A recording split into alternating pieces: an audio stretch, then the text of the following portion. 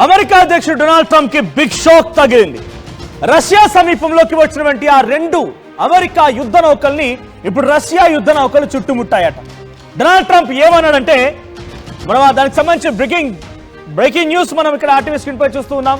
So దానికి సంబంధించి Donald Trump ఆ రష్యా మాజీ అధ్యక్షుడు డ్మిట్రీ మెడ్వెడేవ్ చేసినటువంటి వ్యాఖ్యలకు ఒక రకంగా ఆగ్రహానికి గురైపోయాను. ఏమన్నారంటే, మేము రష్యాకి సమీపంలో సముద్ర మార్గంలో కొన్ని యుద్ధ విమానాలను అక్కడికి తీసుకొచ్చాము, యుద్ధ నౌకలు అక్కడికి చేరుకున్నాయి, న్యూక్లియర్ సబ్మెరైన్స్ అక్కడికి చేరుకున్నాయి.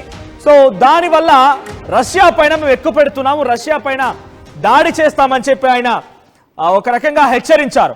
సో ఈ వ్యాఖ్యలు ప్రస్తుతానికి దుమారం రేపుతూ ఉన్నాయి.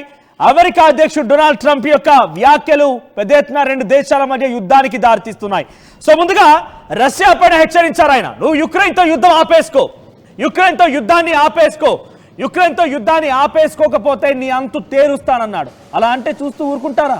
అది ఏ దేశమైనా ఎవరైనా చూస్తూ ఊరుకుంటారా? దట్టు అమెరికా అధ్యక్షుడు ఇంకో వ్యాఖ్య కూడా చేసింది ఏంటంటే, టారిఫ్ పెంచుతాను, మీ అంతు చూస్తానని చెప్పాడు. నువ్వు టారిఫ్ పెంచుతాను, మా అంతు చూస్తానంటే చూస్తూ ఊరుకుంటామా? మా దేశాన్ని రక్షించే క్రమంలో మేము ఏదైనా చేసుకుంటాం, నువ్వెవడు చెప్పడానికి? ఇలానే రష్యా సమాధానం ఇచ్చింది. రష్యా మాజీ అధ్యక్షుడు ప్రస్తుత సెక్యూరిటీ కౌన్సిల్ డిప్యూటీ చైర్మన్ డ్మిట్రీ మెడ్వెడేవ్ ఆయన కొన్ని వ్యాఖ్యలు చేసుకోవచ్చు. డొనాల్డ్ ట్రంప్, నువ్వు నీ దగ్గర అణ్వాయుధాలు ఉన్నాయనుకుంటే సోవియట్ యూనియన్లోని భాగంగా ఉన్నటువంటి కొన్ని అణ్వస్త్రాలు కూడా మా దగ్గర కూడా ఉన్నాయి. మరి నీ రకంగా నువ్వు వ్యాఖ్యలు చేసి డెఫినెట్గా మేము తప్పు పడతాం, వాటిని ఎదుర్కొంటాం అనే రకంగా ఆయన మాట్లాడుకొచ్చారు. ఒక వార్నింగ్ కూడా ఇచ్చారు. దాన్ని ఉదాహరణగా తీసుకున్న డొనాల్డ్ ట్రంప్ ఇప్పుడు ఏం చేశారంటే, ఒక ట్వీట్ కూడా ఉంది. డొనాల్డ్ ట్రంప్ ఏమన్నాడంటే, నేను మీ దగ్గర దాడి చేయబోతున్నాను, డైరెక్ట్గా మీ సముద్ర మార్గంలోకి మీ దగ్గర సమీపంగా నా 2 సబ్మెరైన్స్ని ఉంచాను. మీ వ్యాఖ్యలు నేను యుద్ధంగా భావించడం లేదు, ఒకవేళ నిజంగా అవి కనుక అక్కడి పరిస్థితికే దారి తీస్తే కనుక నేను సిద్ధంగా ఉన్నాను రకంగా అమెరికా అధ్యక్షుడు ట్వీట్ చేశాడు. సో ఇక్కడ చూడండి, based on the highly provocative statements of the former president of Russia Dmitry Medvedev, who is now deputy chairman of Security Council of the Russia Federation, I have ordered 2 nuclear submarines to be positioned in the appropriate regions. So ఆయన ఏం చెప్తున్నారు? So అక్కడ నేను 2 submarines, న్యూక్లియర్తో కూడిన సబ్మెరైన్స్ని Russia సమీపంగా ఉంచమని చెప్పాను. అది మాజీ ప్రెసిడెంట్ డ్మిట్రీ మెడ్వెడేవ్ యొక్క వ్యాఖ్యల కారణంగా ఈ రకంగా చేయాల్సి వచ్చింది. Just in case these foolish and inflammatory statements, ఈ రెచ్చగొట్టే విధంగా ఫూలిష్ వ్యాఖ్యల నేపథ్యంలోనే అలా చేయాల్సి వచ్చింది. వర్డ్స్ ఆర్ వెరీ ఇంపార్టెంట్, మాటలు అనేది చాలా ముఖ్యం. And can often lead to unintended consequences, కొన్ని సందర్భాల్లో అవి కొన్ని ఉద్రిక్తత పరిస్థితి కూడా దారితీసే అవకాశం కూడా ఉంది. I hope this will not be one of the instances. So నాకు తెలిసి బహుశా ఈ వ్యాఖ్యలు అక్కడి వరకు దారి తీయమని అనుకుంటున్నాను. కొన్ని సందర్భాల్లో దారి తీస్తాయి, అప్పుడు ఎలా ఎదుర్కోవాలో కాబట్టి అలా ఎదుర్కొనేందుకు అంతా సిద్ధం చేసుకొని పెట్టి ఉంచానని చెప్పి ఇది డొనాల్డ్ ట్రంప్ చేసిన ట్వీట్. సో ఇప్పుడు డొనాల్డ్ ట్రంప్ 2 సబ్మెరైన్స్ ఆల్రెడీ ఉంచానని చెప్పిన నేపథ్యంలో రష్యా కూడా రియాక్ట్ అయింది. రష్యా కూడా ఆ సబ్మెరైన్స్ ని చుట్టుముట్టింది. రష్యా యుద్ధ నౌకలు కూడా దాని చుట్టూ ఉన్నాయి. మనం చూస్తున్న విజువల్స్ రైట్ సైడ్ గమనించండి. అమెరికా జలాంతర్గాములు, అమెరికా సబ్మెరైన్స్ అక్కడికి చేరుకున్నాయి. కింద మీరు చూస్తోంది రష్యా యుద్ధ నౌకలు. ఆ సబ్మెరైన్స్ చుట్టూ రష్యా యుద్ధ నౌకలు చేర్చింది. మనం గత చరిత్రలో గమనిస్తే కనుక అగ్రరాజ్యాల మధ్య ఎప్పుడూ డైరెక్ట్ గా యుద్ధాలు ఉండవు. ఒక చిన్న దేశాన్ని పక్కన వేసుకొని దాన్ని చిత్తు చేస్తూ అగ్రరాజ్యాలు ఒకదానిపై ఒకటి పోటీ పడుతూ ఉంటాయి. ఉదాహరణ, ఇరాన్ ఇజ్రాయెల్ యుద్ధం. ఇజ్రాయెల్ పేరుతోని ఇరాన్ని చిత్తు చేయాలన్న ఒక ఆలోచన అమెరికా చేసింది, అందుకే ఇజ్రాయెల్ వాడుకుంది. రష్యాని చిత్తు చేయాలన్న ఒక ఆలోచన అమెరికాకి ఇప్పుడు ఉంది, అందుకే ఉక్రెయిన్ వాడుకుంటోంది. కానీ for the first time ever in the world's history direct గా 2 అగ్రరాజ్యాలే పోటీ పడుతూ ఉన్నాయి. అది ఎలా జరిగింది, ఎలా జరగబోతున్నది మనం చూడాల్సిన అవసరం ఉంది. కానీ ఉక్రెయిన్ కి సపోర్ట్ చేస్తూ రష్యా పైన చాలా పెద్ద ఎత్తున చాలా దారుణంగా డొనాల్డ్ ట్రంప్ వ్యవహరిస్తున్నారు. ఉదాహరణకి ఇది రేపటి రోజున భారత్ వరకే వచ్చిన ఆశ్చర్యపోవాల్సిన పని ఏం లేదు. బికాజ్ ఎలా వస్తుంది అంటే, రష్యా మనకున్నటువంటి ఒకే ఒక్క మంచి మిత్రత్వ దేశం. సో రష్యాకి మనం సపోర్ట్ చేస్తూ, రష్యా నుంచి ఆయిల్ కొనుగోలు చేస్తూ, రష్యా నుంచి యుద్ధ సామాగ్రి కొనుగోలు చేస్తూ, రష్యాతో జాయింట్ వెంచర్ లో భాగంగా S-500 కూడా నిర్మించేందుకు మనం సిద్ధమవుతున్నాం. సో ఈ నేపథ్యంలో రష్యాకి మన సపోర్ట్ ఉంది కాబట్టి మనకి రష్యాకి మధ్య విభేదాలు సృష్టించడం కోసం మన పక్క దేశం శత్రుత్వ దేశమైనటువంటి ఒక పిచ్చి కుక్కలకి హౌలగాళ్ళకి ఆయిల్ రిజర్వ్స్ పేరిట పెట్టుబడులు పెట్టడమే కాకుండా టారిఫ్ రివిజన్లో కూడా 29% నుంచి 19% కుదించాడు డొనాల్డ్ ట్రంప్. ఏకంగా రిజర్వ్స్ ని అక్కడ పెంచి పోషిస్తున్నాడు. దీనివల్ల ఏం జరుగుతుందంటే కనుక మనం కూడా కొంత ఆందోళన వ్యక్తం చేస్తాం.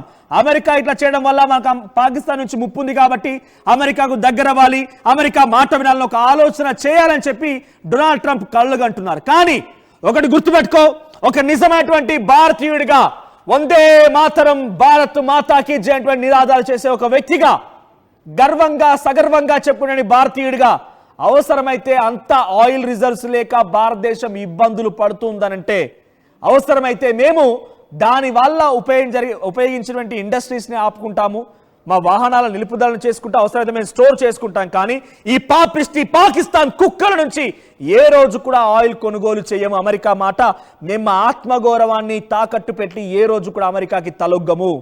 అది నేను ఒక భారతీయుడిగా చెప్తున్నమాట. సో ఇప్పుడు రష్యా ఏం చేస్తోంది, మనకు రష్యా ఇప్పుడు అమెరికాని చుట్టుముట్టేసింది. సో రేపటి రోజు నిజంగానే ప్రత్యక్ష యుద్ధంలో కనుక అమెరికా రష్యా దిగాల్సి వస్తే డెఫినెట్గా కిమ్ రంగంలోకి దిగుతాడు. కిమ్ వచ్చాడంటే ఇక డెఫినెట్గా అమెరికా అధ్యక్షుడు డొనాల్డ్ ట్రంప్కి చుక్కలే. ఇప్పటికే 12 లక్షల మంది సైన్యాన్ని రష్యా దగ్గర పెట్టినటువంటి కిమ్ డైరెక్ట్గా ఇప్పుడు అమెరికా పైన యుద్ధానికి దిగమంటే కొన్ని క్షణాలను కళ్ళు మూసి తెరిచేలోగా అమెరికా పై వాలిపోతాడు. సో ఆ తర్వాత ఏదేమైనా కిమ్ వచ్చాడంటే చైనా రంగంలోకి దిగిద్ది. అంతో ఇంతో డైరెక్ట్గా యుద్ధ క్షేత్రంలోకి ఇండియా వెళ్తుందా లేదనేది మరొక భారతీయుడిగా ప్రభుత్వం నిర్ణయం తీసుకునేంత వరకు మనం ఏం చెప్పకూడదు. కాబట్టి సో మన ప్రభుత్వం ఏం తీసుకుంటుందో కానీ డెఫినెట్గా రష్యాను మాత్రం వదులుకోలేం. రష్యాకి మాత్రం మనం ఎంతో కొంత సహాయం చేస్తూనే ఉంటాం, రష్యా మనకు సహాయం చేస్తూనే ఉంటుంది. కాబట్టి రష్యా వైపుగా మనం కనీసం మెంటల్గానైనా సపోర్ట్ ఇస్తూనే ఉంటాం. సో రష్యాకి మన సపోర్ట్ ఉంటుంది, చైనా సపోర్ట్ ఉంటుంది, కిమ్ సపోర్ట్ ఇస్తాడు, ఇస్లామిక్ దేశాల సపోర్ట్ దొరుకుతుంది, ఇరాన్ కూడా రంగంలోకి దిగబోతోంది. ఈ నేపథ్యంలో రష్యా వైపుగా పెద్ద ఎత్తున దేశాలు నిలబడి అమెరికాని చిత్తు చేసే అవకాశం కూడా ఉంది. మరి అమెరికా చిత్తు అయిపోతుందా అంటే అమెరికా ఏం చేతులు ముడుచుకోలేదు, వాళ్ళు కూడా వేరే వార్ ఎక్విప్మెంట్ ప్రకారంగా చాలా అగ్రరాజ్యంగానే ఉన్నారు. కానీ డొనాల్డ్ ట్రంప్కి మాత్రం కొంత అలజడి మాత్రం మొదలైంది. సో దట్టు ఇండియా పైన కూడా ఈ ప్రభావం పడుతుందా అంటే ఇండియా పైన ఆల్రెడీ ప్రభావం పడుతుంది. ఇక్కడైనా ప్రభుత్వాలు తేరుకోకపోతే కొన్ని ఇబ్బందులు ఎదుర్కోక తప్పదు కూడా. ఎలా ఏంటి ఎప్పుడు అని అంటే కనుక ఇప్పటికే యాపిల్ కంపెనీ పెట్టుబడులు పెడతా అంటే డొనాల్డ్ ట్రంప్ ఈ తల తిక్క మనిషి వద్దనన్నాడు. మ్యాడ్ మ్యాన్ థియరీ అవలంబిస్తూ మ్యాడ్ మ్యాన్ లా వ్యవహరిస్తూ భారతదేశంలో యాపిల్ కంపెనీ పెట్టుబడులు వద్దంటాడు, శాంసంగ్ కంపెనీ పెట్టుబడులు వద్దంటాడు, అమెరికా దేశానికి భారతీయులు రాకూడదంటాడు, కాళ్ళు చేతులు కట్టి పంపించేస్తూ ఉంటాడు, వీసాలు కఠినతరం చేస్తూ ఉంటాడు. ఇది డైరెక్ట్గా ఇండైరెక్ట్గా అమెరికాపై భారత్పై ప్రభావం చూపిస్తూ ఉన్నాయి. మన పక్క దేశం శత్రు దేశానికి ఆర్థిక వనరులు సమకూరుస్తాడు, IMF నిధులు సమకూరుస్తాడు, ఆ తర్వాత ఒక రకంగా అక్కడ పెట్టుబడులు పెడతాడు, వారందరికీ సహాయం చేసే ప్రయత్నం చేస్తాడు, యుద్ధ సామాగ్రి అందిస్తాడు. అంటే భారత్ని కూడా ఒక రకంగా చుట్టుముడుతున్నాడు అమెరికా అధ్యక్షుడు డొనాల్డ్ ట్రంప్. ఇకనైనా తేరుకొని మేల్కొకపోతే మనం కూడా కొంత ఇబ్బందులు పడే అవకాశం ఉంది, ప్రమాదం మనకు కూడా పొంచి ఉంది. సో రష్యా మాత్రం దీన్ని నివారించే ప్రయత్నం చేస్తోంది. రష్యా నిజంగానే తలుచుకుంటే అమెరికా బాంబు వేద్దామా అనే లోపే వేసొస్తుంది. అక్కడుంది వ్లాదిమిర్ పుతిన్.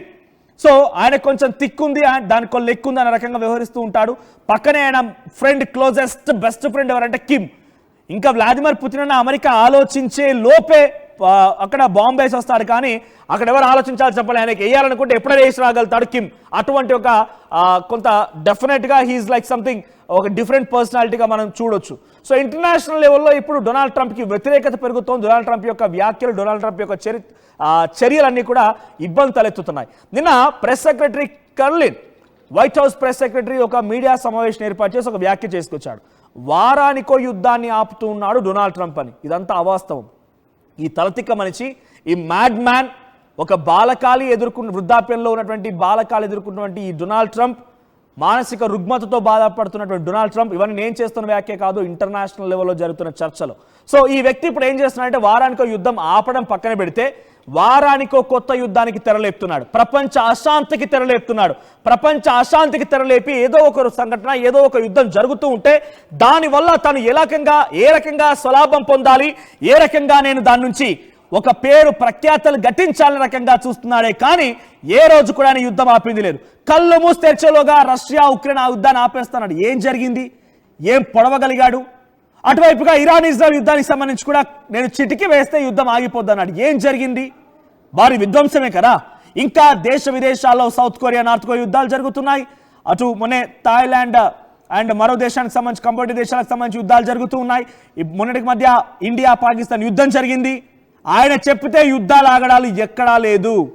అక్కడ దేశాలకు సంబంధించినటువంటి వాళ్ళ యొక్క వ్యక్తిగత కారణాలు కానివ్వండి, వ్యక్తిత్వ అంశాలు కానివ్వండి, కొన్ని సందర్భాలు అక్కడ దేశస్తుల యొక్క జాగ్రత్తలు దృష్టిలో ఉంచుకొని, రక్షణ దృష్టిలో ఉంచుకొని ఆగుతున్నాయి. కానీ నేను చెప్పడం వల్ల ఏది పెద్దగా ఉపయోగం లేదు.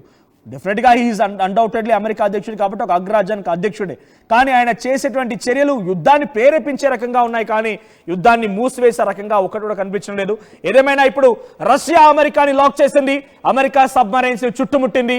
ఏ క్షణమైనా సబ్మరైన్స్ ని పేల్చినా కూడా ఆశ్చర్యపోవాల్సిన పని లేదు. ఒక భారీ యుద్ధమే తెరలేపుతోంది అమెరికా అధ్యక్షుడు వర్సెస్ వ్లాదిమిర్ పుతిన్ గా ఒక భారీ యుద్ధమే తెరలేపుతోంది. మరి యుద్ధం ఎంత తీవ్రంగా మారబోతోంది, ఎంత తీవ్రత